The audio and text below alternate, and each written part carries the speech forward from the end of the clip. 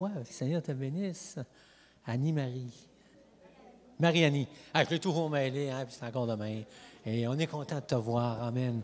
Gloire au Seigneur. Combien le Seigneur est bon, hein? Le Seigneur est merveilleux. Et on aurait besoin d'une troisième personne. Les mamans qui sont habituées dans l'église ici, on aurait besoin d'une troisième personne pour la garderie. Il y a beaucoup d'enfants ce matin, de jeunes enfants, donc on demanderait à quelqu'un de l'église qui est disponible. Hop, on a une qui est partie, il veut y aller. Gloire à Dieu. Amen. Alléluia. Saviez-vous que vous êtes très, très riche? Ah, il n'y a pas grand monde qui se pense riche ici. Mais moi, j'étais assis là, puis j'étais tellement riche ce matin, là. J'étais comme un millionnaire. Je ne sais pas ce que ça fait être millionnaire, là. En tout cas, il me semble qu'à m'entendre parler, là, ça a l'air que c'est le fun pour un bout, là, mais nous autres, on est des millionnaires en Jésus-Christ. Amen. Et chaque personne qui est ici, là, vous êtes une richesse pour l'autre. Donc, chaque personne ici, vous êtes une richesse pour moi, vous êtes un trésor. On pourrait dire, vous êtes tellement important aux yeux du Seigneur. Le Seigneur est mort pour vos péchés. Le Seigneur est ressuscité, puis il vous donne la vie. Amen. Hey, Peter, puis Marie-Josée. Hey, Peter, tu te souviens-tu la première fois qu'on s'est vu? Ah, ta mémoire bonne, je t'inviterai à venir en avant. Ben, ça fait longtemps, ça fait 25 ans, je pense, 22, pas loin de tout ça, 23 ans, 24 ans, que je faisais la connaissance de Marie-Josée, puis de, voyons, Peter. Ça ne s'améliore pas en vacances. Et je vais inviter Peter et... c'est une bénédiction pour moi, Peter et Marie-Josée, parce qu'ils ont répondu à l'appel du Seigneur. Je me souviens que on est allé au collège biblique, j'étais à Edmondson dans le temps, puis on avait besoin de quelqu'un pour m'aider parce que l'église était grande. Puis j'étais allé au collège biblique faire une demande. On était à Longueuil, je pense. Et il y avait beaucoup d'étudiants qui étaient là. Et quand ils ont fait l'annonce que c'était dans les Maritimes, à l'autre bout du monde, ça a fait comme un vide dans le collège. Personne n'y était intéressé à aller au bout du monde. Et tout à coup, les autres se sont levés. Et avec un accent assez spécial. Peter, hein? Tantôt, il parlait à quelqu'un, puis j'ai dit, j'avais dans ma tête, pourquoi tu ne parles pas en anglais? Ah, il parlait à Rachel. Puis Rachel, elle parle anglais, puis lui, il parlait en français avec son accent. J'ai dit, il aurait été aussi bien de parler en anglais, il aurait compris plus vite. Gloire au Seigneur, il a un très bon accent. Hey, puis c'est Marie-Josée qui est là ce matin. C'est lui qui va apporter. Mais moi, j'apporte toujours une petite exhortation à l'Église. Ah, bien, sens-toi libre, hein? Ça, je lui passe le micro. Alors, bonjour, peuple de Dieu, sacerdoce royal. Vous savez que vous êtes des princes, des princesses. Et oui, Christ est roi, et c'est notre roi. Et on est content d'être avec vous. On a vu des visages que ça fait longtemps qu'on n'a pas vus, puis au moins 3 ans, parce qu'on a été 3 ans en Haïti sans revenir. Et puis, je remercie ceux qui ont préparé la louange, parce que ça a sûrement été préparé dans le Seigneur, parce que le Seigneur m'a fait un cadeau depuis que je suis au Québec, puis je visite les églises. C'est qu'en Haïti, quand ça va mal, puis que je suis désespérée. Puis il y a des jours comme ça, est-ce que je suis tout seul? Il y a des jours qui sont difficiles. Et moi, je me réfugie dans les anciens chants. Les anciens chants qu'on chantait dans les années 90. Et moi, je les trouve profonds et ça me remet toujours, le Seigneur vient me relever, me rafraîchir avec ces chants-là. Et depuis que je suis au Québec, eh bien, les églises, je ne sais pas qu'est-ce qui se passe, mais les vieux chants sont en train de ressortir. Puis, j'aime ça. Je suis bénie parce que, mais je vais commencer par dire que j'ai une parole sur mon cœur que le Seigneur me donne de sa parole. C'est quand Paul dit, il était dans un contexte où il allait mourir, il savait qu'il allait mourir, et il a dit, j'ai fait le bon combat. J'ai fait le combat de la foi. Il n'a pas dit le combat d'amener des gens au Seigneur, le combat de faire, le combat d'être. Non, il dit, j'ai gardé la foi, j'ai fait le bon combat. Imaginez-vous Paul qui a vu Christ. Il a vu le Seigneur. Nous, on ne l'a pas vu, on l'a par la foi. Peut-être certains de vous ont eu des visions, Mais moi, en tout cas, je ne l'ai jamais vu en vision. Mais nous marchons par la foi. Heureux celui qui marche par la foi, là. Mais Paul, qui a vu Christ, qui a eu l'apparition de Christ, dit, « Hey, mes amis, j'ai fait le bon combat, le combat de la foi. » Alors, vous imaginez, dans notre siècle qu'on vit, comment c'est difficile aussi parfois de garder la foi dans la technologie, la science qu'on voit. C'est incroyable tout ce qui se passe autour de nous qui veut aussi tasser Dieu. Mais je suis bénie ce matin parce que c'est une église que je vois des frères et sœurs que ça fait 20 ans que je n'ai pas vus. Ils sont encore là. Je suis contente. C'est bon de les voir. Ah, c'était bon. Des frères et sœurs que ça fait longtemps que je n'avais pas vus. C'est bon de vous voir. Vous êtes encore là. Je suis bénie de vous voir. Et puis, ce que le Seigneur nous demande justement, c'est de persévérer. De persévérer dans la foi. Parce que oui, c'est difficile dans les temps qu'on vit. Oui, tout le monde a vécu des choses difficiles. Mais comme mon mari va apporter tout à l'heure, on est encore là. On est encore là, puis on va garder la foi, puis on va se battre, puis on va continuer, puis on va être encore plus fort. Puis je vous remercie pour votre persévérance. Tous ceux que ça fait 30 ans, là, 30 ans qui sont dans le Seigneur. Vous souvenez-vous, hein? Notre premier amour. Hey, on était à l'église le dimanche matin, on était à l'église le dimanche soir, on était à l'église le mercredi pour les études, on était même des fois quand on pouvait. Puis des fois, il y avait peut-être un petit manque de sagesse parce que là, on était foufou, puis c'était juste... Mais il faut revenir à notre premier amour. Que les choses du Seigneur viennent remplir nos cœurs, pas les choses de ce monde. Que les choses du Seigneur viennent complètement être à la première place de notre cœur. Puis Jésus nous appelle à ça. Peuple de Dieu de la fin. On ne sait pas quand est-ce que ça va être, mais on est le peuple de Dieu. En tout cas, on est plus près de la fin que d'autres l'étaient. Dieu nous demande de le mettre à la première place sur notre cœur. Alors, je vous souhaite un bon dimanche. Je vais passer le micro à mon mari et lui va continuer de vous parler du Seigneur, d'Haïti, de toutes les œuvres que le Seigneur fait aussi avec nous. Amen. Merci, chérie. Oui, vous pouvez l'applaudir.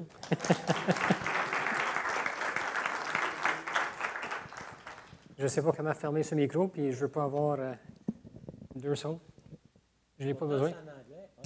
Oui, je n'ai pas mis mes lunettes. J'avais les mains pleines. Can you understand my English?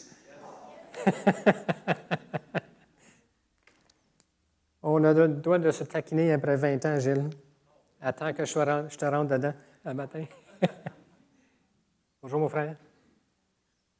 Il y a des gens ici qu'on n'a pas vus depuis de nombreuses années. Je suis content de vous voir. Il y a des visages qui sont familiers. Des fois, ils sont familiers parce que vous ressemblez à quelqu'un que j'ai vu dans une autre église le mois passé. Mais nous sommes là ce matin pour partager la parole de Dieu et d'apprendre qu'est-ce que mon épouse et moi on fait en Haïti. Et pour les gens qui nous connaissent, vous allez entendre quelques informations que vous avez déjà entendues. Soyez patients. Il y a des gens qui sont ici qui n'ont jamais entendu notre témoignage. Et j'aimerais vous partager ce que Dieu fait avec nous, à travers nous, en Haïti. Et merci, Pasteur Gilles, encore de nous avoir invités. Et je ne sais pas s'il y a des gens qui nous écoutent par Internet, mais on vous souhaite le bienvenu aussi avec nous. Amen. C'est donc bon de se réunir en famille. Combien de gens ici, vous êtes assis avec votre conjoint, vos enfants, vos petits-enfants? Juste levez la main. Puis regardez les mains qui sont levées. C'est une histoire de famille. Et dans ce coin ici, on a la famille Beaulieu qui est avec nous. Le papa, les enfants, les petits-enfants, et mon ami Gérard qui est avec nous ici ce matin, et mon gendre, Luc, qui est avec nous. C'est une question de famille. Mon ami Gérard qui est avec nous ici ce matin, ça va faire au-dessus de 30 ans qu'on se connaît. Il était là à la naissance de notre deuxième enfant jusqu'au 4e. Et il est famille pour nous. C'est comme le grand-père pour mes enfants. L'Église, c'est une histoire de famille. Je vais juste faire cette parenthèse parce qu'on est en famille ce matin. Quand vous nous voyez avec toute la gang là-bas, puis ça bouge, c'est parce que c'est la famille. Et après ça, on va bouger avec vous si vous venez au repas pour manger après l'église pour le blé d'Inde. Et tous ceux qui sont sur Internet, qui nous écoutent, vous avez encore quelques minutes pour vous rendre pour l'épisode de blé d'Inde. Et on va manger en famille. Amen. Merci Seigneur. Je vous regarde parce que vous êtes beaux. Je suis tellement content d'être avec vous. Amen. Pendant 3 ans de temps, je n'ai presque pas vu de blanc. C'est pour ça que je regarde les églises. Pour me rappeler que je suis blanc. On était parti en Haïti il y a 3 ans passés. Et habituellement, mais ça fait 4 ans qu'on est en Haïti, mais après 1 an, on est supposé revenir au pays. Et vous savez pourquoi qu'on n'est pas revenu au pays? Tout le monde a vécu la même chose de façon planétaire. Des interruptions dans notre vie incroyables qui nous empêchent de faire ce qu'on veut faire. Même encore cette semaine, je parlais avec un de mes enfants, puis elle disait, « Tu sais, papa, je n'ai même pas le droit de voyager à travers le Canada. » Je dis, « Pourquoi? » Je dis, « Parce que je ne suis pas vacciné. »« Ah oui, c'est vrai. » Wow! Nous, on aurait pu revenir les dernières 2 ans, mais on avait été confinés dans notre maison pendant 2 semaines de temps. Puis après ça, on n'aurait pas eu le droit de visiter les églises à cause de toutes les contraintes. Puis on n'aurait peut-être même pas été capable de voir nos enfants en Gaspésie parce qu'il y avait des frontières à l'intérieur de notre pays qui nous empêchaient de voyager. Moi, je suis en Haïti et il n'y a pas beaucoup de monde qui porte des masques en Haïti. Il y a une place où on était obligé de porter un masque, c'était aux banques. Mais à part de ça, le COVID a comme passé par-dessus le pays, puis il n'a pas fait de dégâts. Il y a tellement d'autres choses qui ont fait des dégâts en Haïti, mais ce n'est pas le COVID. Et moi, je suis en Haïti et je regarde tout ce qui se passe de mon coin du monde tranquille face au COVID. Et je me préparais pour revenir cette année, comme j'ai fait pendant les dernières 3 ans. Chaque année, je préparais, j'appelais le pasteur, puis j'organisais ma tournée d'église. Puis cette année, je me disais, qu'est-ce que je vais dire aux gens dans les églises? Parce que je regarde la misère que vous avez passée à travers et j'ai dit, qu'est-ce que je peux dire? Sérieusement, pensez à ça 2 secondes. Qu'est-ce qu'un petit gars en Haïti va venir au Canada dire aux gens pour les encourager à suivre Jésus, à continuer avec Jésus? Comment je peux avoir un point de connexion avec vous pour être capable de parler dans vos vies et de dire quelque chose de pertinent? Souvent, on regarde les missionnaires. Je me rappelle quand j'étais jeune chrétien, moi, je voulais être missionnaire depuis que je suis adolescent, même pas connaissant le Seigneur. Mon épouse, la même chose. Dieu sait tout ce qu'il fait. Il nous a mis ensemble, il nous a donné la vision. Dès notre début de notre vie chrétienne, il y a presque 30 ans passés, on se donnait un coup de coude en regardant Michel Charbonneau arriver à l'église, puis on disait, « Hey, il y a des missionnaires dans cette église! Wow! » Puis on s'est dit, on va avoir l'attitude de missionnaire toute notre vie jusqu'à temps qu'on aille en mission. Et ça a pris plusieurs années après avoir venu au Seigneur pour aller en mission, au-dessus de 20 ans. On a été patients et on a gardé la vision et nous sommes là aujourd'hui. Puis on regardait dans ce temps-là les missionnaires qui arrivaient à l'Église, puis on était jeunes chrétiens, comme mon épouse disait tantôt, on était fous de joie d'être en Jésus-Christ, on regardait tout ce qui se passait dans l'Église, il y a des missionnaires. Les missionnaires, les grands hommes de Dieu qui ont tout sacrifié pour aller en Outre-mer.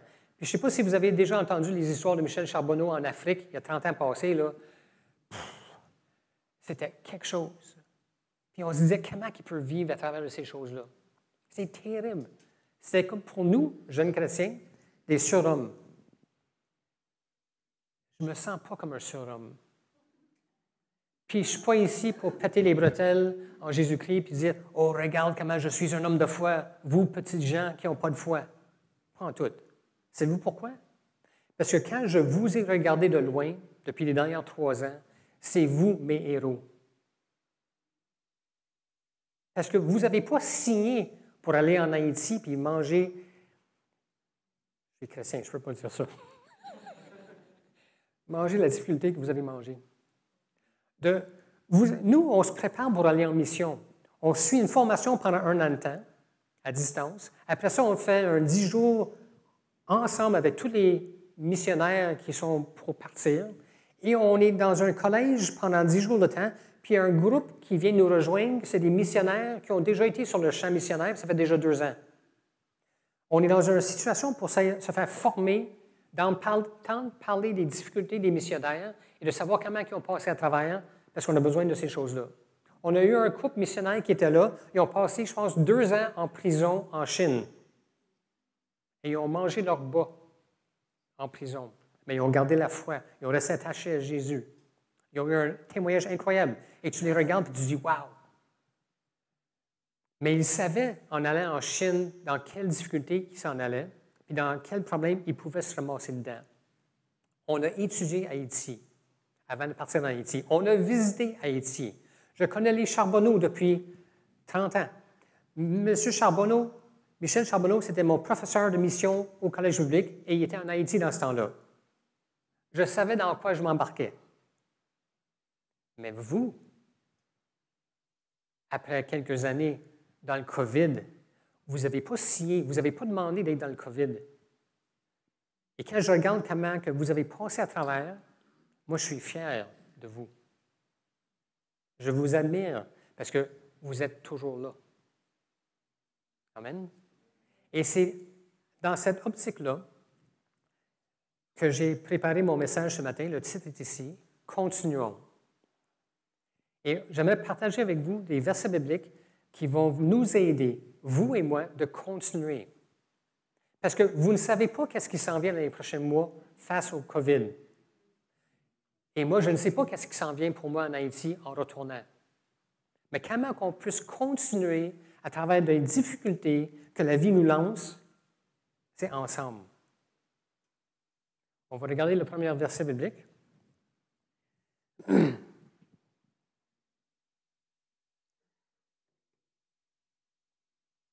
Hébreux 12, 27.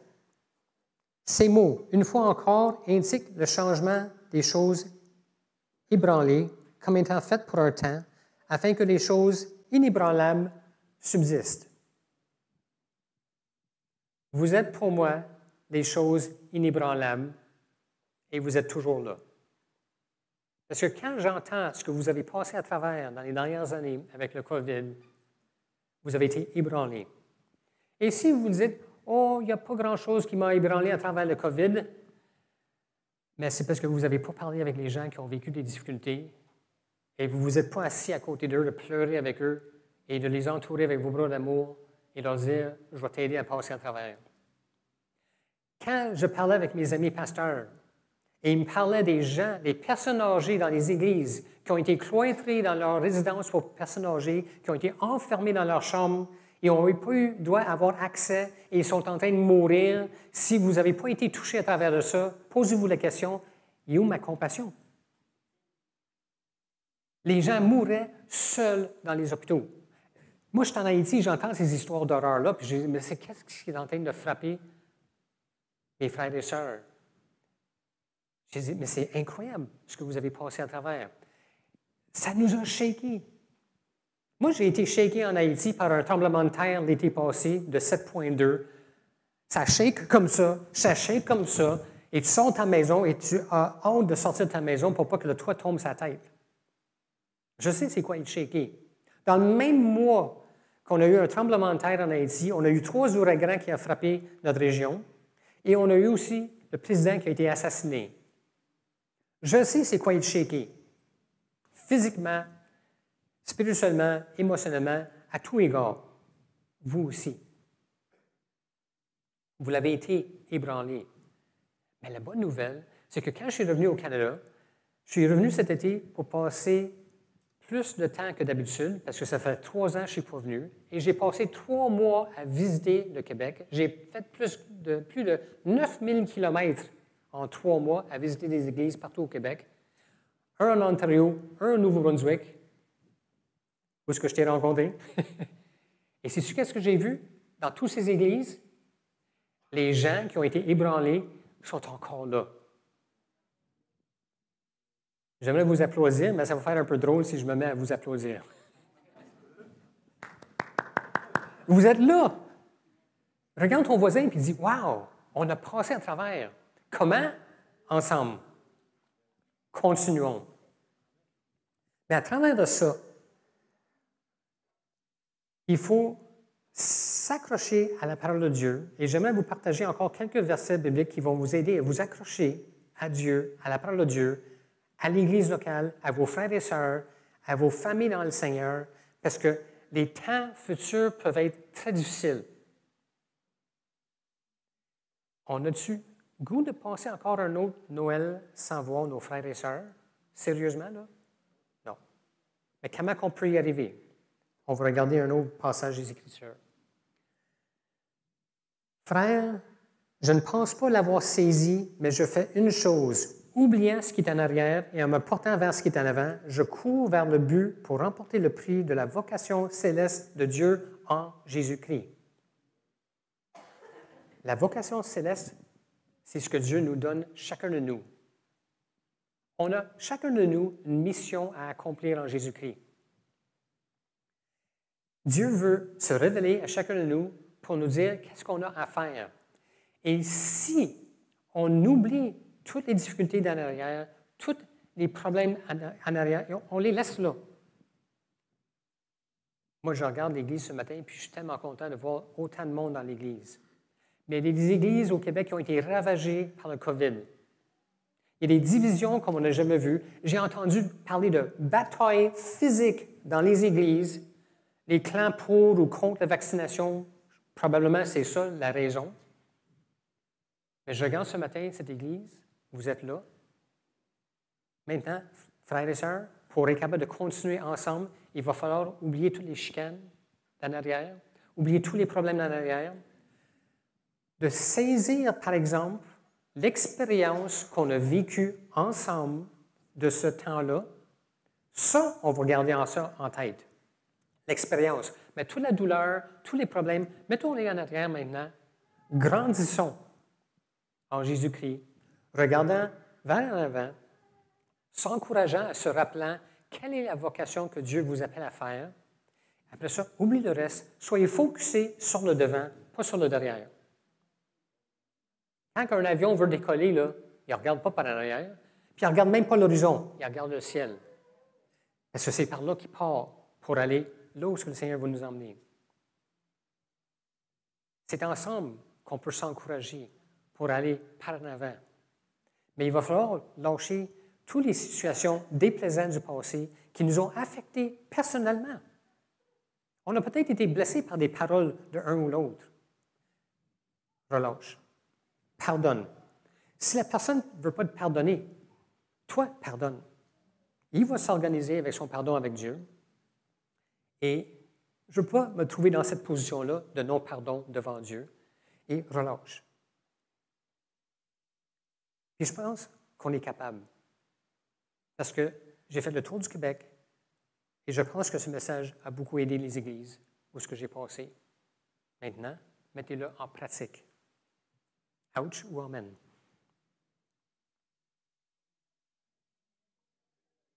J'ai-tu dit quelque chose qui a affecté quelqu'un, là? Je ne suis pas ici pour vous faire du mal. Je suis là pour vous faire du bien. D'apporter un peu d'expérience. Parce que tu vois, en Haïti, ça fait 4 ans qu'on vit en Haïti. Après 2 mois en Haïti, j'étais prêt à revenir. J'ai dit, OK, Seigneur, that's it. Faites l'addition, on finit ce repas, on se retourne au Canada. Mes amis, ça fait depuis l'adolescence que je vais être missionnaire. J'ai 57, adolescence, ça fait 40 ans passés. J'ai commencé à vouloir être missionnaire. Quand je suis venu au Seigneur il y a 30 ans, j'ai focalisé là-dessus. Je suis allé au collège biblique dans l'optique d'un jour d'aller en mission. J'ai mis toute cette énergie-là. Et pour devenir missionnaire, pour partir en Haïti, et tout ce qu'on a dû faire, mes amis, je n'aurai pas le temps dans une semaine pour vous raconter tout ce que j'ai vécu pour y arriver. Et je suis maintenant en Haïti, après 2 mois, et je suis en train de dire au Seigneur, je retourne chez nous. Pourquoi? Parce que c'est un parti plaisir?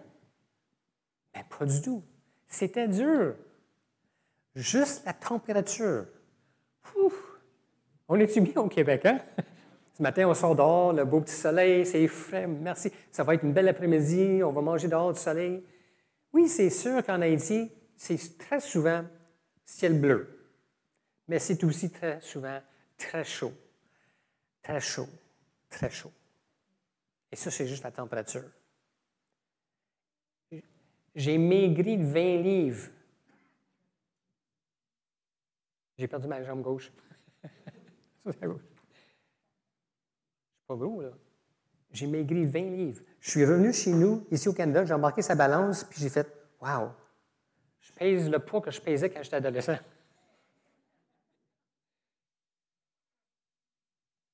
Là, c'est pas juste ça qui est le problème en Haïti. C'est toutes les autres choses.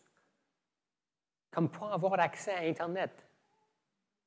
C'est le fun d'avoir Internet, hein?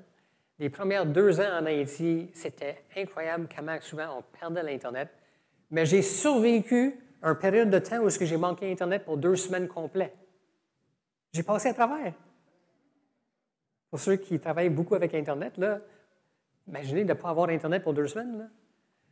Seigneur, on peut-tu retourner au Canada? Ça, c'est juste des petits exemples de choses difficiles en Haïti. Après ça, les problèmes de culture, le problème d'incompréhension, le problème de ne pas être capable d'acheter ce que tu as besoin d'acheter pour faire ton travail. C'est incroyable, tous les problèmes. Les problèmes de transport, les problèmes de crise dans le pays. Après 2 mois, là, tu dis, that's it.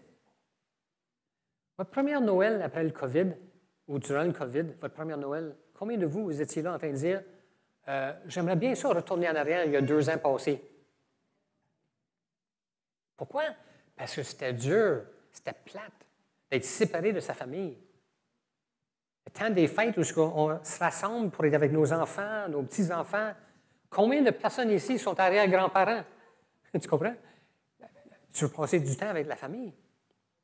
Tantôt, j'étais assis avec mon petit-fils qui était dans mes bras. Je ne l'ai pas vu naître.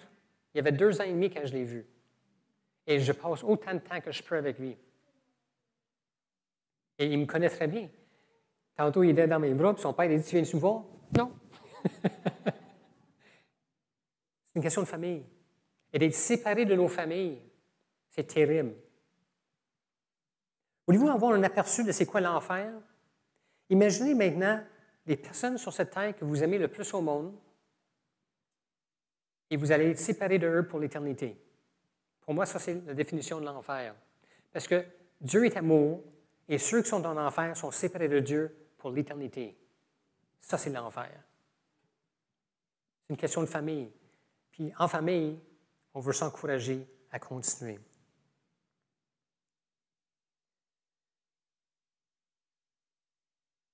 Le prochain verset, 1 Corinthiens 9, 27. Mais je traite durement mon corps et je le tiens assujetti de peur d'être moi-même rejeté après avoir prêché aux autres.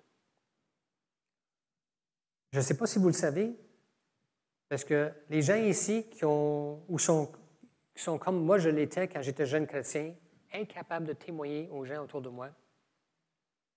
Pendant les premières années de ma vie chrétienne, je trouvais ça donc difficile d'évangéliser les gens autour de moi. Pourtant, on est appelé à communiquer l'Évangile autour de nous. Mais je trouve ça difficile. Et j'ai appris une bonne façon d'évangéliser avec la bouche fermée. Comportez-vous en attitude et comportement digne du nom d'un chrétien et votre témoignage va se faire autour de vous continuellement. Vous allez évangéliser tout le temps avec la bouche fermée. Parce que si tu peux imaginer, à l'âge de 27 ans, 28 ans ou 29 ans, je suis dans un milieu de travail, j'ai la difficulté à évangéliser le nom de Jésus autour de moi. J'ai un poste important dans le bureau où je travaille, et c'est les gens qui me posent des questions concernant ma foi sans que j'ouvre la bouche. Et je dis, wow, j'ai découvert quelque chose. On se comporte comme des chrétiens, on a les attitudes de chrétiens. Quand on mange une claque au bureau et on ne réagit pas, mais qu'on agit, les gens nous disent, c'est quoi ton affaire? Et tout d'un coup, c'est eux qui posent la question. Hey, la porte est grande ouverte pour évangéliser maintenant. De parler du Seigneur, de parler de la parole de Dieu, de parler de l'Église. Et j'ai même emmené un confrère de travail à l'Église. Wow! D'évangéliser avec la bouche fermée. Intéressant. Essayez-le. Arrivez au bureau et comportez-vous comme un chrétien. Comportez-vous comme un disciple de Christ. Des gens qui ont été formés pour ressembler à Jésus et qu'aujourd'hui on t'appelle chrétien parce que tu as été discipliné à ressembler à Jésus. Mais discipliné dans le bon sens du terme, en étant fait comme un disciple. Quand on se fait former comme disciple et on ressemble à Jésus, on appelle ces gens-là, dans la parole de Dieu, des chrétiens. Intéressant. On peut porter maintenant fièrement notre étiquette de chrétien parce qu'on agit et on comporte comme des chrétiens, des gens qui ressemblent à Jésus. Et les gens qui sont attirés à Jésus vont venir vers vous naturellement. Je traite durement mon corps et je le tiens assujetti de peur d'être moi-même rejeté après avoir prêché aux autres. Là, on vient juste de parler de prêcher aux autres. Comment y arriver? Je traite durement mon corps. Dans la parole de Dieu, on est comparé des fois à des outils. Okay? On veut être un outil entre les mains de Dieu. On veut être forgé pour être entre les mains de Dieu. Et ce matin, en venant à l'Église, il y a une image qui est venue dans ma tête d'un épée. Il y a des gens dans l'Église, on ne sait pas pourquoi, mais Dieu les a comparés à un marteau. Parce qu'ils frappent sur tout. Il y en a d'autres qui sont, on ne sait pas pourquoi, Dieu les a donné un don pour être comme du feu. Il veut tout purifier, passer au feu de tout ce qui est autour d'eux. Hey, on aimerait-tu mieux être comparé? On aimerait-tu mieux pas être comparé à un épée? Wow! Une belle épée. Hein? Toing! Ça coupe comme Zorro, ou c'est comme les samouraïs qui coupent. Hein? Et d'être comme un épée pour être capable de trancher entre la vérité et le mensonge. Hey, il me semble que ça serait beau, hein? Mais avant de devenir un épée, tu passes par le feu et tu passes sous le marteau. Je traite durement mon corps. Qui veut devenir un épée? Vous allez passer par le feu et vous allez être martelé, forgé. Je regardais ce matin avec mon téléphone et je n'étais pas capable d'avoir une bonne connexion à Internet parce que mon téléphone fait fizz. Là, ça vous dit quel est mon fournisseur d'Internet, hein? Je demande à mon Jean-Luc, j'ai dit, Luc, ton téléphone fonctionne-tu? Il dit oui. Il dit, passe-moi ton téléphone, je vais faire une petite recherche. Un épée d'un samouraï va être forgé avec une méthode qu'on appelle des plis. On va plier le métal, le forger et le plier. Puis je voulais juste savoir combien de fois qu'on met des plis dans un épée d'un samouraï. C'est de 8 à 16 fois que j'ai trouvé sur Internet.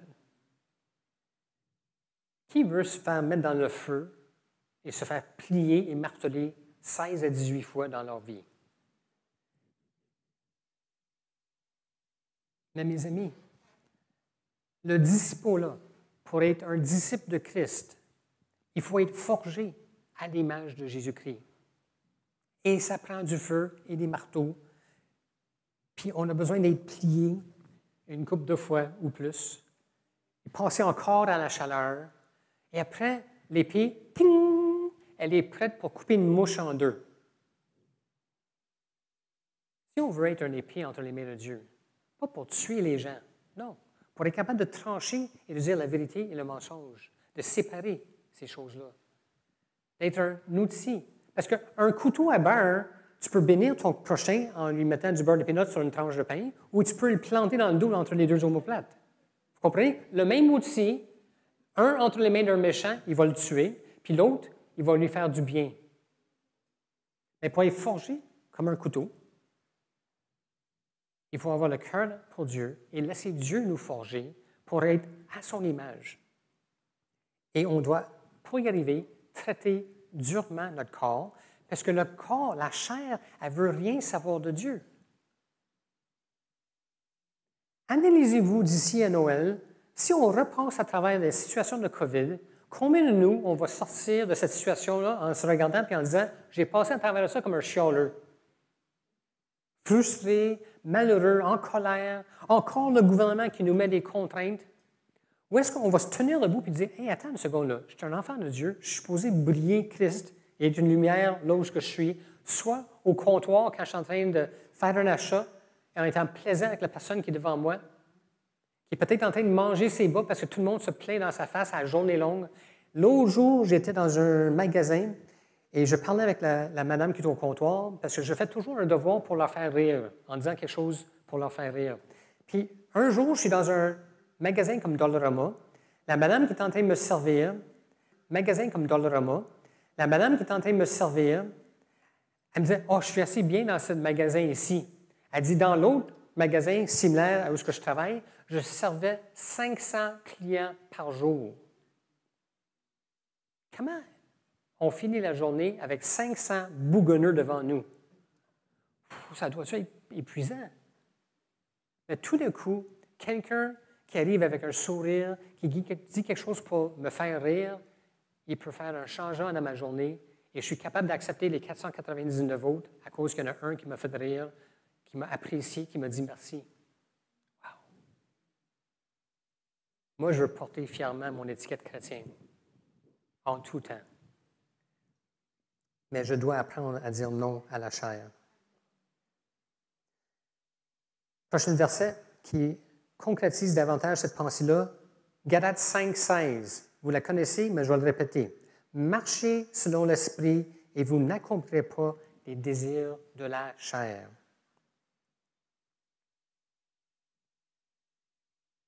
Je n'irai pas en profondeur dans ce verset-là, mais quand on a accepté Jésus-Christ comme Seigneur et Sauveur de notre vie, on a reçu le Saint-Esprit. J'ai aimé, je ne sais pas si Gilles va s'en rappeler de ça, quand il était pasteur dans l'église où j'étais, comme pasteur de jeunesse, une fois par semaine, on se rencontrait pour prendre un temps de prière ensemble. Et un jour, il m'a dit ceci, « Peter, j'ai reçu un don de foi, non, j'ai reçu un dépôt de foi dans mon cœur que je ne peux pas renier. » Il est encore là. Il vient juste de me dire ce matin, ça fait presque 20 ans qu'il est ici dans cette église. Amen. Amen. Il a gardé la foi. Il continue. Imaginez de penser qu'on reçoit quelque chose de Dieu et de dire, je ne peux pas renier que je l'ai reçu, je l'ai. On va le chérir, on va en prendre soin.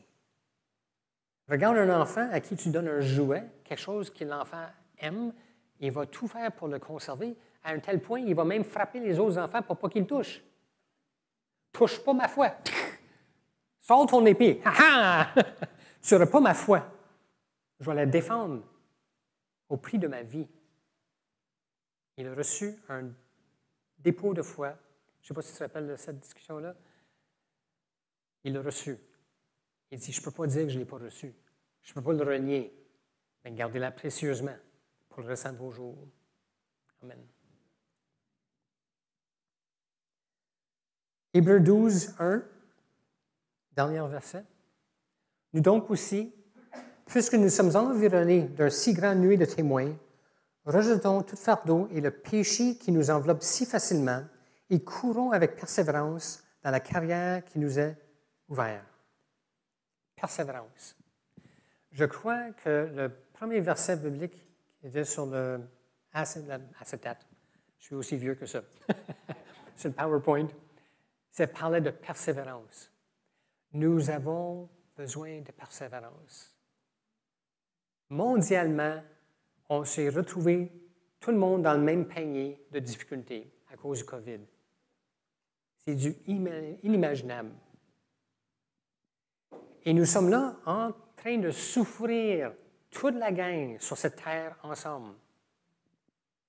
Qu'est-ce qui va faire la différence de ceux qui passent à travers? C'est ceux qui courent avec persévérance, comme des gens qui s'entraînent pour faire des sports comme le marathon. Les gens qui font des marathons m'impressionnent. Tout ce qu'ils doivent sacrifier pour arriver à leur but. Qu'est-ce que nous sommes prêts pour recevoir chacun de nous la couronne? On est aux yeux de Dieu pour tous ceux qui arrivent au ciel en Jésus-Christ des gagnants. On va tout avoir la couronne. Le médaille d'or, c'est pour chacun de nous. Mais on doit s'entraîner avec persévérance pour y arriver. On n'y arrive pas. Mais on est garanti. On l'a entendu à travers les témoignages ce matin dans l'Église. Restez attachés à Jésus et vous allez continuer ensemble et vous y allez arriver ensemble. Je sais que le salut, c'est personnel. Tu ne peux pas me sauver. C'est Christ qui m'a sauvé et chacun de nous, on doit avoir ce témoignage-là. Mais pour y arriver, Dieu a donné le corps au corps de Christ. Et le corps, c'est vous et moi, marchant main dans la main, par la foi, en s'encourageant pour y arriver. Parce que c'est dur. Mes amis, c'est dur. C'est terriblement dur. Je le sais, j'arrive d'Haïti. Ce matin, quelqu'un m'a demandé, « Puis, comment a été ton retour? » Le retour ici, c'était à travers une fenêtre de temps que Dieu a ouvert, sinon on ne serait pas revenu probablement. Et on va en parler dans notre témoignage concernant notre ministère en Haïti. Amen.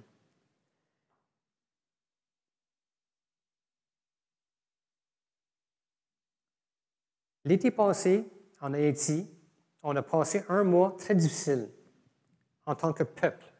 Donc, quand ça fait 3 ans que tu vis dans un pays, tu t'identifies avec les gens autour de toi. Tu vis les problèmes sociaux avec les gens autour de toi, tu travailles avec les gens autour de toi.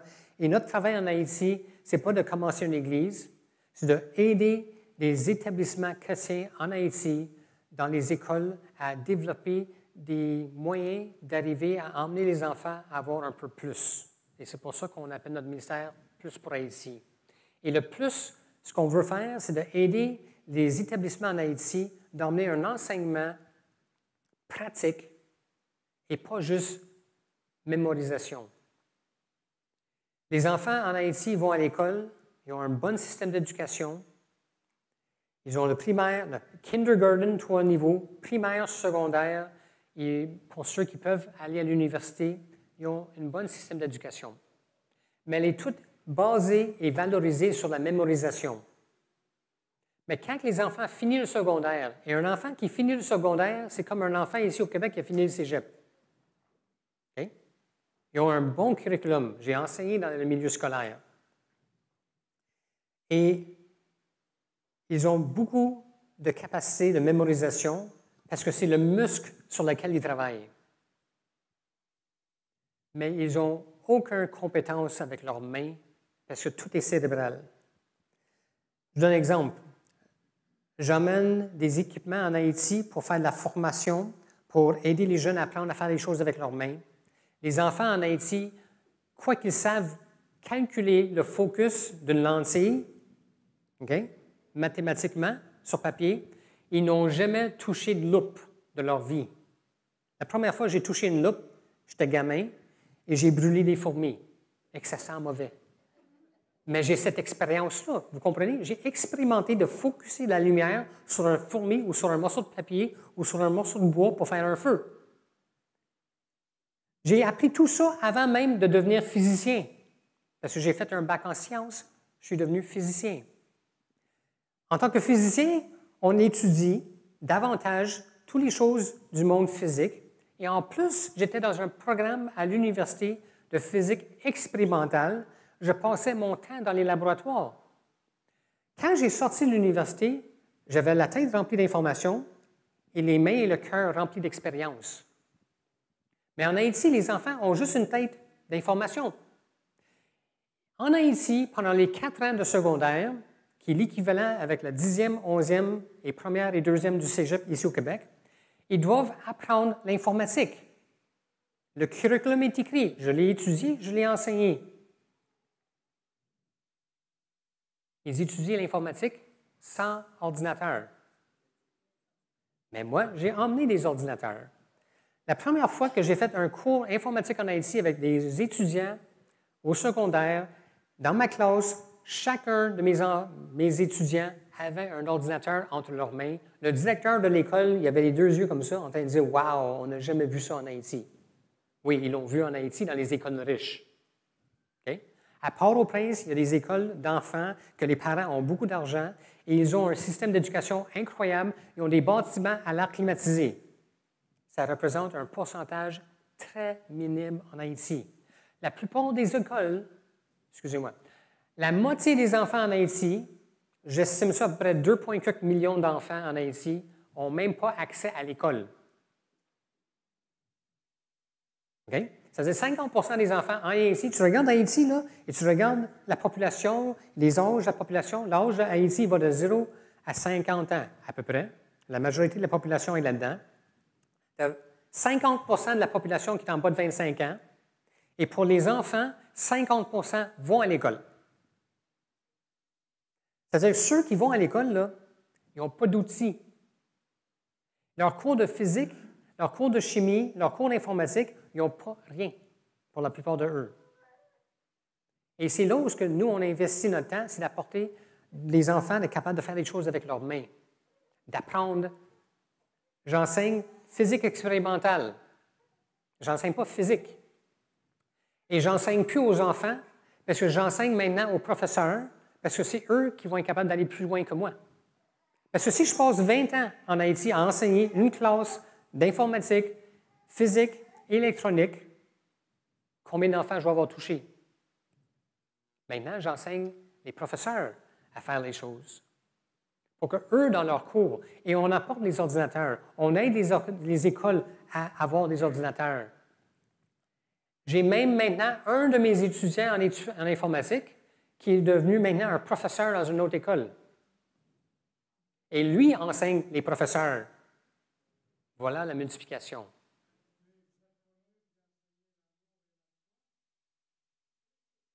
Mon cher monsieur, quand j'enseigne l'informatique, ils ressentent tout l'amour de Jésus-Christ, parce que Christ passe à travers de moi en tout temps. Je témoigne l'amour de Christ en tout temps. Vous ne m'avez pas témoigné. Il n'y a pas aucune personne ici, il n'y a personne ici ce matin qui m'a parlé pour me dire que vous m'aimez, mais je regarde vos yeux, je regarde votre intérêt, et vous me témoignez de l'amour de Jésus-Christ, et vous n'avez même pas ouvert la bouche. Et savez-vous ce qui est quoi mon témoignage à mon épouse la semaine passée concernant les églises au Québec? Quand j'ai fait toute la tournée des églises, j'ai dit, chérie, sais-tu comment je peux catégoriser mon été cet été? J'ai ressenti l'amour des gens dans les églises à mon égard. J'ai passé un été difficile, mes amis. Vous ne connaissez pas ma vie. Vous ne savez pas tout ce que je vis de ça ici. Mais je peux vous dire une chose. J'ai ressenti l'amour de Christ à travers de mes frères et sœurs, mes amis, les gens des églises. J'ai passé un été super. Mon été, cet été, l'étiquette au-dessus de mon été, là, si je mets 2022, c'est quoi qu'il y a au-dessus? L'amour. L'amour de Jésus-Christ à travers de son Église. Merci. Merci pour me poser cette question.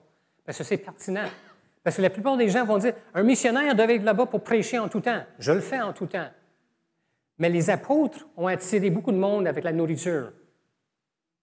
J'ai fait, l'été passé, j'ai été piégé en Haïti pour tout l'été encore une deuxième fois, et j'ai passé mon été à informatiser tous mes cours sur Internet. Et un de mes cours que j'ai fait sur Internet, c'est un cours biblique. Je vais, en septembre, on espère, à travers de l'école où je travaille, principalement, on va avoir une salle informatique et on va faire un cours biblique en ligne avec des ordinateurs. Je pense à Jésus qui a attiré du monde avec la nourriture pour leur prêcher la bonne nouvelle. On va commencer un cours. Ce n'est pas moi qui va donner le cours. Ça va être mes étudiants qui ont appris l'informatique. Ils vont avoir les outils entre les mains pour enseigner un cours biblique à des nouveaux chrétiens de leur Église à travers un ordinateur. Je ne sais pas si vous voyez la répercussion de ça, là. Commence à voir une Église où tout le monde dans l'Église savent utiliser un ordinateur en Haïti, là. Ils vont avoir le désir d'acheter un ordinateur. Ils vont peut-être même commencer à développer des business par informatique et commencer à faire un travail international par informatique. Wow! On est en train de sauver ces gens-là. Si vous étudiez les nouvelles qu'on a en Haïti de ce temps-ci, c'est terrible. Ça va de mal en pire. J'ai des nouvelles d'Haïti qui me fracassent continuellement. Cette journée, j'ai lu une annonce Facebook d'un groupe de missionnaires en Haïti. Ils ont dit, on retarde la rentrée de l'école scolaire d'1 mois en Haïti. Et c'est à cause des magouilles politiques pour mettre la pression sur la communauté internationale pour que Haïti reçoive plus d'aide. Et ils vont retarder la rentrée des classes à cause de ça. Wow! Ça ne va pas bien en Haïti. Ça veut dire que si je retourne dans ma date prévue, là, je vais passer 1 mois chez nous en attendant que les écoles ouvrent. Là, on se pose la question, est-ce qu'on retourne en Haïti dans le prochain mois ou on attend 1 mois? Parce qu'il y a des affaires qu'on doit régler ici au Canada avant de retourner. Puis peut-être c'est le Seigneur qui, dans sa bonté et l'organisation de nos vies, qui est en train de préparer ça, qu'on puisse avoir le mois pour préparer notre départ comme il faut et faire les choses qu'on a besoin de faire. Mais ce n'est pas moi qui va se plaindre devant le Seigneur. Comment se fait, Seigneur, que tu es en train de changer ça pour octobre? Le Seigneur est en train de tracer ma vie comme il a fait depuis plus de 20 ans. Et il le fait à merveille. Je peux vous témoigner que tout ce que Dieu fait, elle est bonne. Même si mon français n'est pas comme un Québécois. Dieu est bon en tout temps. Oui, la vie, c'est difficile. Oui, j'en ai bavé en Haïti. Depuis 4 ans qu'on en bave en Haïti. Là. Il n'y a pas une semaine qu'on n'a pas des mauvaises nouvelles d'un autre qui est mort. C'est incroyable. Là. La vie est tellement fragile en Haïti. Là. Il y a un homme qui vient travailler chez nous quelques jours par semaine. Il s'appelle Monas. Il n'y a pas une semaine dans la dernière année où ce que Monas n'arrive pas.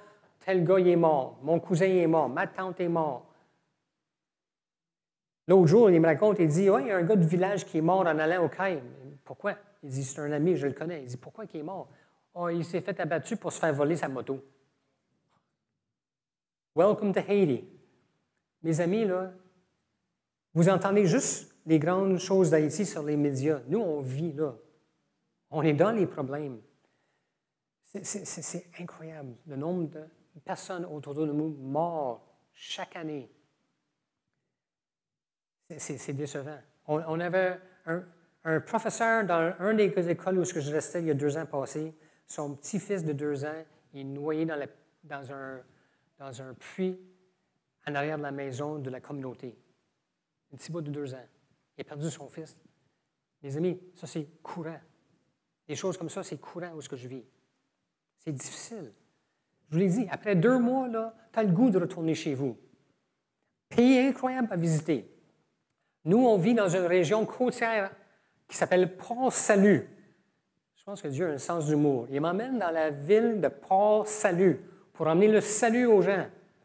Mes amis, il y a des églises évangéliques sur tous les coins de rue en Haïti. Ils n'ont pas besoin de plus de pasteurs. Ils en ont tellement de pasteurs. Mais des missionnaires qui vont venir les aider concrètement à avoir des outils pour avancer dans la vie, il n'y en a pas beaucoup. Et ils en ont besoin de ça. Je suis allé en Haïti, j'ai analysé.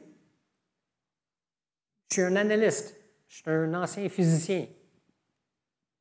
J'ai analysé le pays. J'ai visité en Haïti, il y a 6 ans passés, 14 ministères. Et de constater qu'est-ce que Haïti a besoin. Je vous dis, ils n'ont pas besoin de plus de pasteurs. Un de mes amis haïtiens, il m'a répondu un jour, « Oui, tu as raison, on n'a pas besoin de plus de pasteurs, on a besoin de plus de chrétiens. » OK. Je pense au Québec aussi. Mais ils ont besoin, puis quand je regarde où on est, le Seigneur m'a vraiment dirigé dans ce milieu-là où je suis, parce que le pasteur de l'Église où on assiste et qu'on travaille, parce qu'il a une église, il a son église, son école. Okay? Je ne veux pas vous rendre un peu jaloux, là. Son église est peut-être 4 fois plus grande que la vôtre, physiquement. Là. C'est un homme qui a marché par la foi. Dieu l'a dirigé, il a développé une église. Son école a au-dessus de 200 enfants. J'ai entendu parler de cette pasteur-là par mon épouse, puis elle dit, « Peter, va voir le pasteur de cette église-là. » OK. On est un après-midi. Non, on était le matin. Non, on était le matin, durant les heures de classe. Il est pasteur de l'église, une très grande église. Il est pasteur d'une école, directeur de l'école, d'une grande école. Et j'arrive à l'école, je dis, « Il est où le pasteur? » Je ne connaissais même pas son nom. Il dit, « Oh, il est chez lui. » OK. Un homme important comme ça, puis il est chez lui le matin pendant que tout le monde est à l'école. J'ai gardé mes commentaires pour moi. Mais je suis allé chez lui. Point. Il est dans sa cuisine avec ses élèves en train de leur enseigner à cuisiner avec leurs mains. C'est ici que je veux travailler. Et ça fait 2 ans qu'on travaille là. En arrière de notre carte, le pasteur a fait faire cette image de nous en peintre. Il est gros comme ça. Il est allé chercher un artiste de la ville de Port-Salut pour faire une peinture de mon épouse et moi. Parce qu'en Haïti, c'est culturellement très bien de faire ce genre de cadeau à des gens. Et quand tu vas dans les maisons en Haïti, souvent, les personnes honorées de la famille, c'est les personnes les plus âgées de la famille, comme les parents. Et tu vas voir dans leur maison une peintre de les parents. On était très honorés de recevoir ce petit peinture de nous, de cette école-là. Et c'est pour ça que je l'ai mis ici, puis j'ai écrit un petit peu là-dessus. On est là pour faire... L'Église de Jésus-Christ, sur cette terre, elle est là pour faire une différence. Vraiment une différence. Et comment on fait une différence? Moi, ce que j'ai appris, c'est avec la bouche fermée et en faisant ce que le Seigneur me demande de faire et en avançant. Et je crois que ça fait une différence. Notre objectif futur, c'est de voir les Haïtiens développer des écoles de métier où ils ont des outils pour enseigner les enfants. Dans le milieu où on travaille, dans l'école où on est, non seulement que j'enseigne la physique, l'électronique et l'informatique, mais l'école enseigne aux enfants la cuisine et aussi enseigne aux enfants la couture. Et dans le temps qui va avancer, il va y avoir d'autres choses qui vont s'annexer à cette école-là. Dans une autre école, qui est en arrière dans les montagnes, c'est une école de campagne. Il y a à peu près une 50aine de familles dans cette école-là. C'est mon ami Jean Larcot qui est pasteur là. Il est directeur de l'école. Et lui, qu'est-ce qu'il fait pour aider les gens dans son contexte? C'est d'emmener les enfants à apprendre à travailler avec les animaux. Breeding, comment on dit ça en français? L'élevage. Il prend des enfants dans ces communautés-là, il leur donne un brebis, il les enseigne à en prendre soin, les nourrir, à les faire accoupler. Et quand un cabri, c'est quoi un cabri en français? Un chèvre, le mot cabri c'est haïtien, ils prennent le bébé, ils le remettent à Jean Larcot, et Jean Larcot leur donne une autre famille. Deuxième bébé à une autre famille. Chaque bébé né, première et deuxième, revient à lui, il redonne ça à des familles. C'est en train de se multiplier. Mais ils enseignent de faire des choses concrètement avec leurs mains.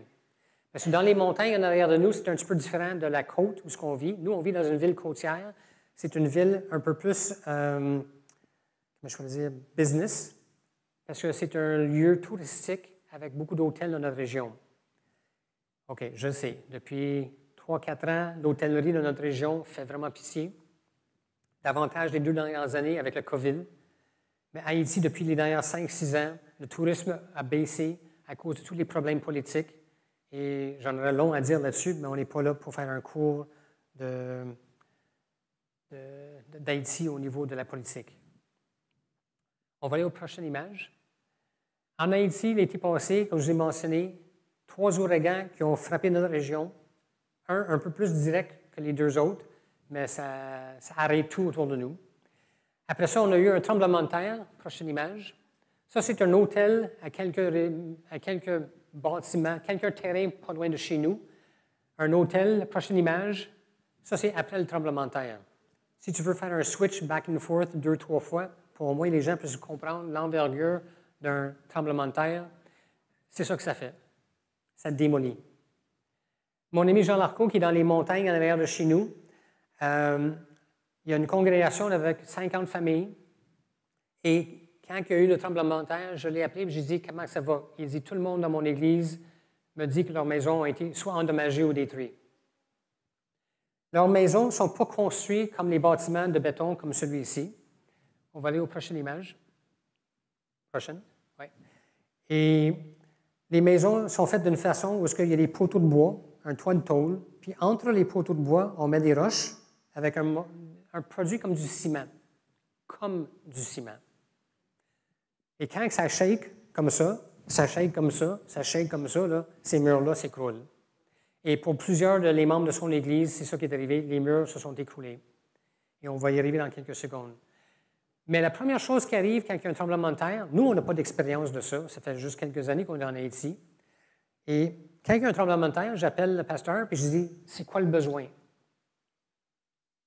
Et la raison que j'ai demandé pourquoi, c'est quoi tes besoins, c'est parce que vous avez répondu à l'appel international d'aide en Haïti. Moi, je n'ai pas appelé le pasteur Gilles pour dire, Gilles, dis à ton Église, on a besoin d'argent. Non. Vous avez entendu, et vous, les Québécois, Ontario, Nouveau-Brunswick, vous avez envoyé de l'argent. On a reçu de l'argent des églises pendant au moins 10, 11 mois en Haïti, après le tremblement de terre. Merci beaucoup. Parce qu'on a reçu ces argents, j'ai dit au pasteur, qu'est-ce qu'on fait? Dans ma tête, j'ai dit, il va me dire, on a besoin de reconstruire. Il dit, non, on a besoin de nourriture. Là, parce que je vis dans le contexte, je recule un peu de mes réflexions, puis je dis, tu as bien raison, pasteur, c'est la nourriture qu'on a besoin. Parce qu'après un tremblement de terre, tout est arrêté. Le monde ne travaille plus. Tu ne travailles pas, tu n'as pas d'argent. Aussi simple que ça. Ils n'ont pas du chômage. Celui qui ne travaille pas ne mange pas. C'est la vérité en Haïti. Pour la majorité des gens sur cette île-là, c'est ça qui arrive. Tu ne travailles pas, tu ne manges pas. Ils n'ont pas de réserve. Ils n'ont même pas de frigidaire. Pour dire qu'on met un mois de nourriture dans notre frigidaire. Ils ont besoin de nourriture. J'ai dit, OK, qu'est-ce qu'on fait? Il dit, moi, j'ai déjà commencé. Il était déjà en avant de moi, là. Il dit, j'ai appelé un très grand ministère en Haïti. C'est un ministère qui s'occupe de 50 000 enfants qui sont là depuis 70 ans. Et je les ai déjà rencontrés, les fondateurs. Ils avaient 90 ans quand je les ai rencontrés. Et il a dit, je les ai appelés pour savoir s'ils peuvent nous aider. Puis, parce que c'est un ministère d'envergure en Haïti, ils ont déjà répondu à ce tremblement de terre qu'on a eu l'été passé. Ils ont préparé, je ne sais pas combien de milliers de sacs de nourriture, comme on voit dans l'image ici. Mais Pasteur Patrick me dit, on peut avoir 1500 sacs. Mais il dit, j'ai un problème. C'est un don de ce ministère-là, mais je ne peux pas aller les chercher parce que je n'ai pas le 350 $ US pour payer le transport. J'ai dit, Pasteur, fais venir le camion, j'ai l'argent pour toi. Amen. Mais moi, je n'ai même pas cet argent-là. C'est vous qui les avez envoyés. Merci. Prochaine image. Après le tremblement de terre, après avoir donné la nourriture aux gens, j'appelle encore le pasteur pour lui dire, j'ai encore de l'argent, qu'est-ce qu'on a besoin de faire? Il dit, moi, ce que je veux faire, c'est d'aider autant de gens que je peux. Je veux acheter du matériel et être capable de distribuer. Et c'est ça l'entente qu'on a eue avec lui. Avec Pasteur Patrick, je lui ai dit, vas-y, voici le budget que je peux te donner. Tu me donnes les reçus pour tout ce que tu fais et tu me donnes des photos. Et là, parmi les photos qu'il m'a envoyées, j'en ai choisi un pour vous donner un aperçu de ce qu'on a fait dans le contexte de Port-Salut où ce que je vis. Ça, c'est avec Pasteur Patrick. Avec mon ami Jean Larcot, qui est dans les montagnes, j'ai dit, Pasteur Larcot, j'ai dit, qu'est-ce que toi tu veux faire? Et Pasteur Larcot m'a dit quelque chose un peu différent. Il dit, Peter, je veux aider le plus de monde que je peux avec de la... Non, je ne veux pas aider autant de monde. Il dit, moi, ce que je veux faire, c'est au lieu d'aider autant de monde que je peux aider, je veux avoir un bon témoignage dans mon communauté avec mon église et mon école. Je veux reconstruire les maisons un après l'autre. Wow. C'est un très beau projet. J'aime cette idée-là. Je vais t'aider. Et ce qu'on a fait, c'est qu'on a été... Moi, j'ai monté dans les montagnes pour voir la situation. Et j'ai dit, Jean Larcot, ce que j'aimerais faire, c'est d'aider tes 2 professeurs de ton école, que leur maison a été brisée par le tremblement de terre. Parce que j'ai dit, au moins, si tes professeurs sont mentalement en santé, émotionnellement en santé, ils vont mieux travailler. Et c'est ça qu'on a fait. On va regarder la prochaine image. Ça, c'est juste un exemple d'une maison qui a été endommagée par un tremblement de terre. C'est une membre de la communauté dans les montagnes. Je ne sais pas si on a aidé cette femme à mettre des bâches autour de la maison pour couper le vent, mais je ne sais pas où est-ce qu'on est rendu au niveau de reconstruction de sa maison, parce qu'on a voulu se concentrer sur les professeurs. Prochaine image. Juste avant celle-là. La jeune dame qui est devant moi, c'est un des professeurs de Jean Larcot dans les montagnes en arrière de chez nous. Elle s'appelle Angelard. C'est sa maman qui est juste devant elle. En arrière de moi, c'est mon ami Monas. Et en arrière de Monas, c'est un autre professeur de l'école de Jean Larcot. Elle aussi, sa maison a été endommagée. Et là, on a pris une photo de dommages sur les murs. Prochaine image. c'est quand on a commencé à faire les travaux sur sa maison, on a dû enlever tout ce qui était en train de tomber à terre et de reconstruire beaucoup. Et la prochaine image, c'est la maison refaite, mieux faite, parce que Jean Larco, son objectif, ce n'est pas de refaire comme c'était, parce que s'il y a un autre tremblement de terre, ça va tomber à terre. Il a dit, ce qu'on va faire, c'est qu'on va mettre du ciment entre les roches et on va cimenter les murs intérieurs et extérieurs comme une sandwich. Ça fait comme du carton ondulé. Une des forces du papier ondulé, c'est les 2 feuilles de papier à l'extérieur. Et c'est ça qu'on a fait. J'ai écouté ce qu'il m'a dit qu'il voulait faire et à fur et à mesure, les argents sont arrivés. Et depuis l'année passée, jusqu'à cet été, quand je suis parti, on a pu reconstruire 2 maisons et demie à date. Prochaine image, c'est Ange-Laure avec sa maman, frères et sœurs, et ça ne représente pas tous les gens qui vivent dans cette petite maison. Prochaine image. Ça, c'est Juline avec son père et sa sœur et leur maison. Et cette maison-là, il y avait des bris ici et là. Et on l'a fait comme on l'a fait avec l'autre maison. On a mieux reconstruit la maison pour qu'ils puissent endurer un tremblement de terre. Et d'après les images que je vois, ils ont cimenté les murs extérieurs et intérieurs pour donner une force de structure au bâtiment. Prochaine image. La fenêtre de temps qu'on est sorti d'Haïti, pourquoi je parle de ça? C'est parce qu'il y en a une personne ici qui, un matin, qui m'a posé la question, mais j'ai dit, je vais en parler ce matin. Nous, on vit à Port-Salut, on est à peu près 8 heures à 12 heures de route de Port-au-Prince. 12 heures quand les gangs contrôlent les rues, et c'est ça que les gangs font de ce temps-ci. Et parce qu'on sortait d'Haïti, on devait voyager de Port-Salut au Caille, qui est à côté de chez nous. Des Cailles jusqu'à Port-au-Prince, c'est un vol de 1 demi-heure, 45 minutes en avion, mais c'est 8 à 12 heures en auto. On a décidé de passer par avion, passer par-dessus les gangs qui étaient plus sécuritaires pour nous. On s'est dit, ça va bien aller. J'ai dit, c'est un aéroport tranquille, les Cailles, c'est pas Port-au-Prince. On est à 8 heures de route de Port-au-Prince. Les gangs ne sont pas rendus chez nous. 10 jours avant de décoller, il y a un émeute qu'il y a eu à l'aéroport de la petite village à côté de chez nous. OK, c'est une ville importante en Haïti, là, mais c'est un coin tranquille, c'est un coin touristique. Même les Cailles, c'est considéré une région touristique parce qu'on a aussi des belles plages dans cette région-là. Et ils ont des ministères évangéliques américains d'envergure dans cette région-là. C'est tranquille comme zone. Et parce qu'il y a beaucoup de missionnaires dans cette région-là, on a un groupe de missionnaires. Leur ministère s'appelle Agapé. Ça s'appelle Amour. Ils ont pensé, les gens qui ont fait les meurtres, que c'était un avion d'un politicien. Ils sont allés à l'aéroport et l'ont brûlé à terre. 10 jours avant qu'on décolle. Moi, je pensais que ça allait être tranquille. On va prendre l'avion, on va aller à Port-au-Prince. Puis là, tout d'un coup, l'aéroport se fait attaquer. 4 jours plus tard, j'ai appelé l'aéroport en disant « Seigneur, j'espère qu'il y a quelque chose qui se passe. » J'appelle l'aéroport, puis ils me disent « On a enlevé l'avion du terrain d'atterrissage. Business as usual. » C'est-à-dire que le business a continué comme d'habitude. Et dans les jours en arrivant à le départ, on s'informait, on appelait nos amis à Port-au-Prince. Parce qu'à Port-au-Prince, j'avais besoin de transport d'un de mes amis d'un aéroport à l'autre aéroport. Même si l'aéroport est sur le même terrain, les deux, on doit sortir de l'aéroport, aller dans les rues de Port-au-Prince pour aller à l'autre entrée de l'aéroport. Puis on est en communication avec notre ami. Est-ce qu'on peut voyager en sécurité? La journée de notre décollage, on était debout à 5 heures du matin et à 8 heures du soir, on était rendu chez notre fille à Québec, chez Luc. On était chez eux à 8 heures le soir. L'aéroport ne nous a pas donné de misère pour les tests COVID. L'aéroport ne nous a pas exigé de faire une quarantaine obligée au hasard. Alléluia.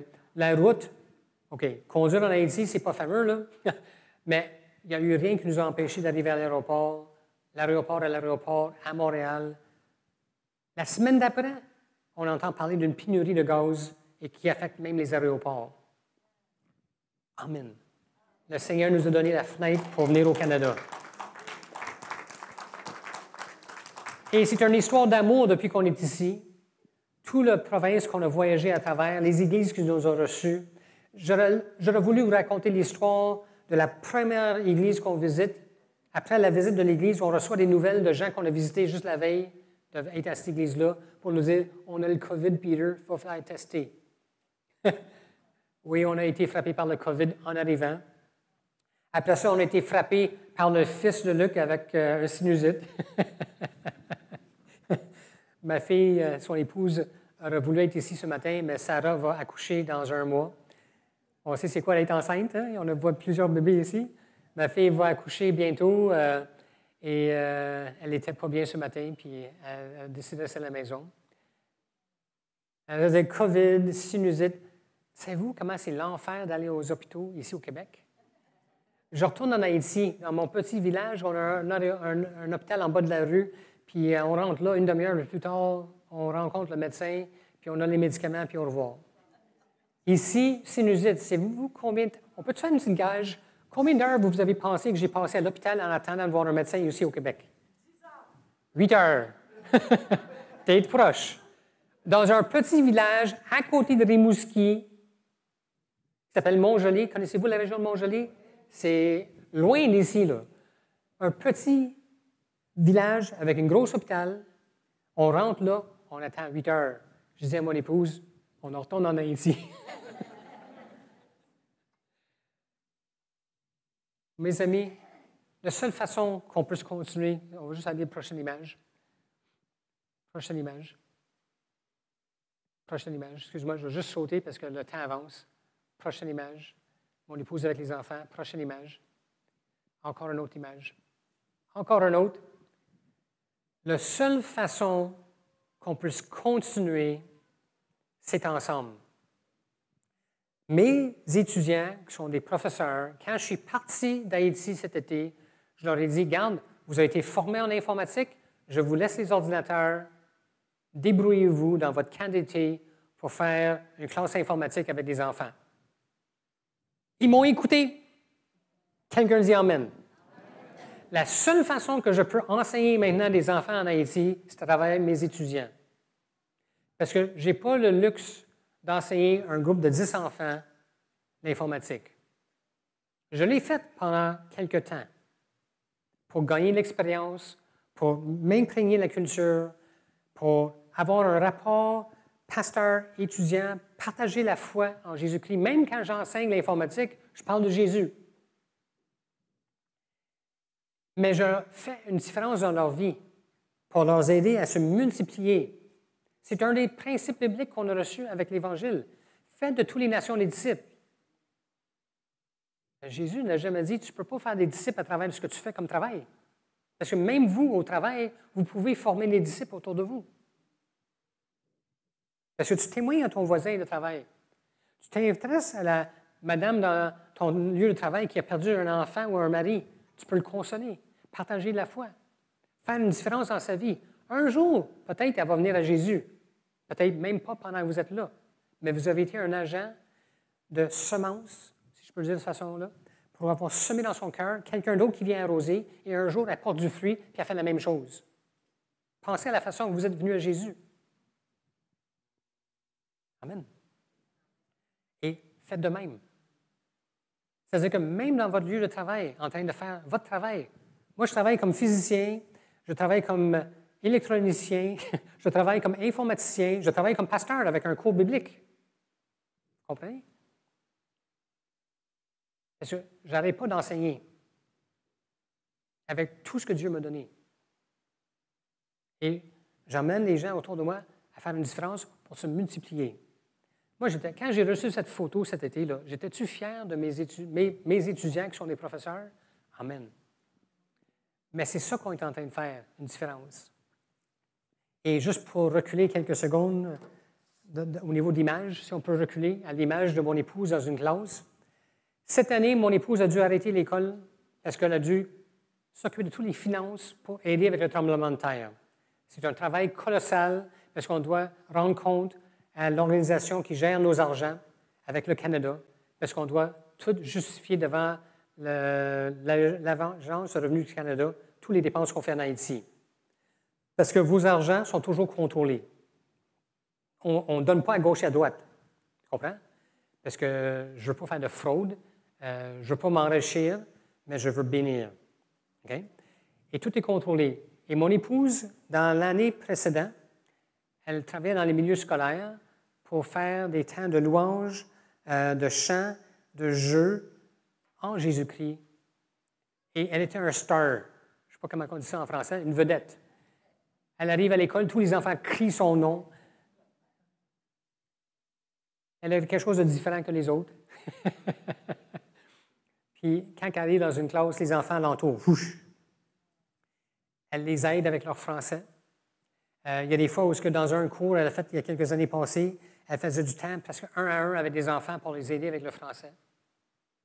Elle est une bénédiction pour les enfants, pour les professeurs et pour l'école. Avec ses 5 pains et ses 2 poissons. Parce qu'elle n'est pas professeure 40 heures par semaine, c'est impossible. On est missionnaire dans un pays très difficile. Juste la comptabilité, aller faire l'épicerie, chercher du gaz en Haïti, it's time consuming. Ça prend énormément de temps pour juste vivre en Haïti. C'est-à-dire qu'en Haïti, on interagit avec beaucoup de monde, on interagit avec des professeurs, on interagit avec des enfants. Juste peut-être, trouve-moi l'image de les enfants avec moi autour d'une table. Il y en a 1 ou 2 photos de ça. Merci. Juste une dernière chose. Cette photo est vraiment magnifique. Je suis dans une classe électronique. Vous voyez, il y a des enfants qui sont là. Les 2 personnes à côté de moi sont mes étudiants en électronique parce que je les ai enseignés à souder et à mesurer et à suivre des schémas pour faire des circuits électroniques. OK? Et ces professeurs-là, ils ont suivi cette formation avec moi pendant 1 an de temps et c'est leur classe, c'est même pas moi le professeur. Mais je leur ai apporté des outils pour qu'ils puissent enseigner ça. En Haïti, il y a beaucoup de gens qui font de l'électronique parce qu'ils doivent réparer des ordinateurs eux-mêmes, ils doivent réparer des autos, des motos. Des motos, là, il y en a partout en Haïti. Et il y a plein d'électronique. Il y a plein de choses à souder et apprendre comment ça fonctionne.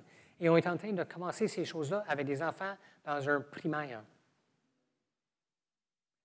Le petit jeu entre mes mains, moi, j'en avais un quand j'étais à leur âge. Je faisais de l'électronique. J'ai conçu mon premier émetteur de radio AM à cet âge-là. Et ça fonctionnait. J'ai ouvert la radio, je parlais dans mon micro et mon son de voix sortait de la radio.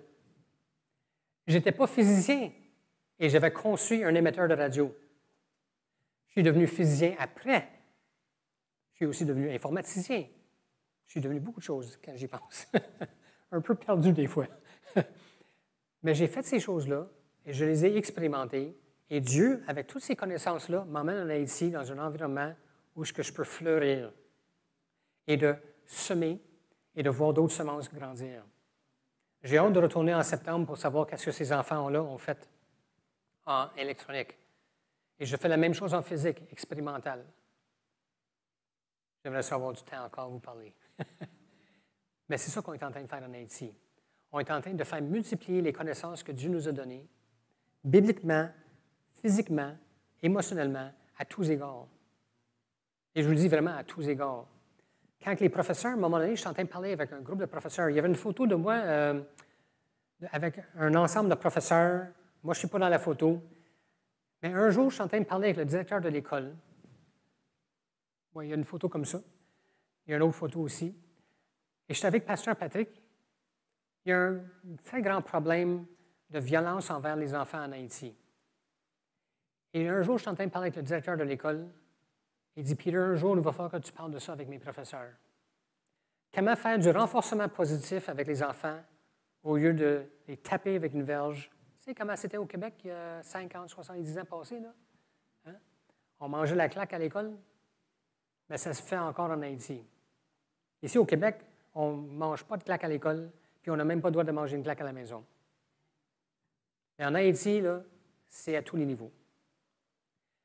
Et je leur parle de mes expériences de renforcement positif.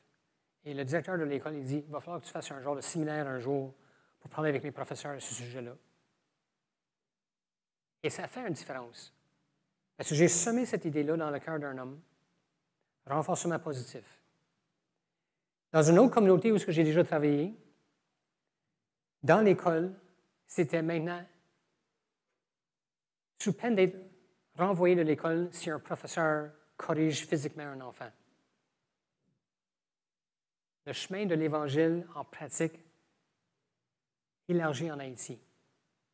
C'est extraordinaire ce que Dieu est en train de faire en Haïti. C'est aussi malheureusement extraordinaire ce que le diable est en train de faire en Haïti, mais c'est un combat de la foi. Prions avec nous que la nouvelle génération d'Haïtiens, on parle des enfants là, de 5 ans en montant, là, priez pour que cette semence qu'on sème dans leur cœur de l'Évangile et d'outils pour réussir dans leur vie puisse se multiplier au-delà de ce que moi je peux faire. Et savez-vous quoi? J'y crois. Mais il faut croire et prier et continuons ensemble pour que l'Église de Jésus-Christ avance non seulement en Haïti, mais ici au Québec, malgré toutes les contraintes qui nous frappent. Amen. Merci, Pasteur Gilles. Un autre homme de foi? Gloire au Seigneur. Merci. Gloire au Seigneur. J'inviterai Marie-Josée à s'avancer. Les membres du comité de l'Église, Jacques, es-tu parti? Jérémie? Jacques Girard est parti aussi? Jean Girard? Je l'ai appelé Jacques Girard. Jean, es-tu parti? Oui. OK. Mais Lisa, puis Geneviève. Ça, c'est les membres de nos comités de l'Église qui vont prendre un temps, on va prier pour vous autres. J'inviterai l'Église à se lever. On ne sera pas longtemps. On va faire une petite prière courte. Le Seigneur entend nos prières. Ah, Jean, viens-t'en avec nous autres. Viens nous accompagner. Amen. Et on va avoir notre épluchette de bladin, mais c'est important. Comment c'est important de prier pour des gens comme Peter et Marie-Josée. C'est la misère avec ton nom, toi, ça n'a pas d'allure. Jacques, OK. Alléluia. Seigneur, on veut te bénir pour ce couple, Seigneur, qu'un jour tu as rencontré, Seigneur, t'as touché dans ta grâce, Seigneur, et tu leur as donné le chemin qu'ils devaient suivre, Seigneur. Merci pour leur persévérance, Seigneur. Mais on te remercie, comme on a entendu ce matin, que tout concourt bien de ceux qui aiment Dieu. Et Seigneur, malgré les embûches, malgré tout ce qui peut arriver dans leur vie, Seigneur, malgré que parfois ils ont envie, Seigneur, comme il disait tout à l'heure, de tout lâcher et revenir ici, Seigneur, tu leur as donné de la persévérance, Seigneur, dans ce combat de la foi, Seigneur, et qu'ils puissent à leur retour voir, Seigneur, ton Saint-Esprit qui a agi au travers des professeurs là-bas, Seigneur, et au travers l'avancement de l'œuvre qu'ils ont, Seigneur, débuté là-bas, Seigneur, une œuvre qui n'est pas commune pour nous autres, Seigneur, parce que trop souvent, nous autres, on pense qu'un missionnaire, c'est le gars qui est sur le coin de la rue et qui crie, Seigneur, mais on voit qu'être missionnaire, c'est d'autres choses. Et, Seigneur, merci. Merci, Seigneur. Accompagne-les, Seigneur. Continue de les oindre de ton esprit, Seigneur, et de leur donner la direction, Seigneur. On a prié en ton nom, Seigneur Jésus. Amen. Amen. Et Amen. Merci à vous deux. Amen. Seigneur bénisse. On n'oublie pas. On va prendre 2 secondes. On a l'épluchette de bladin. On va remercier le Seigneur pour l'abondance qu'on a, nous autres aussi. Alléluia. Seigneur, on veut te bénir pour l'abondance qu'on a, Seigneur, pour la nourriture. Merci pour ceux qui l'ont préparé, Seigneur. Et Seigneur, qu'on puisse avoir des bonnes conversations, Seigneur, au-delà de tout ce qu'on mange, Seigneur, qu'on puisse avoir des actions de grâce pour celui qui nous a aimés le premier. Merci, Éternel. Et à toi la gloire et l'honneur, Seigneur Jésus. Amen et amen. Bon dîner.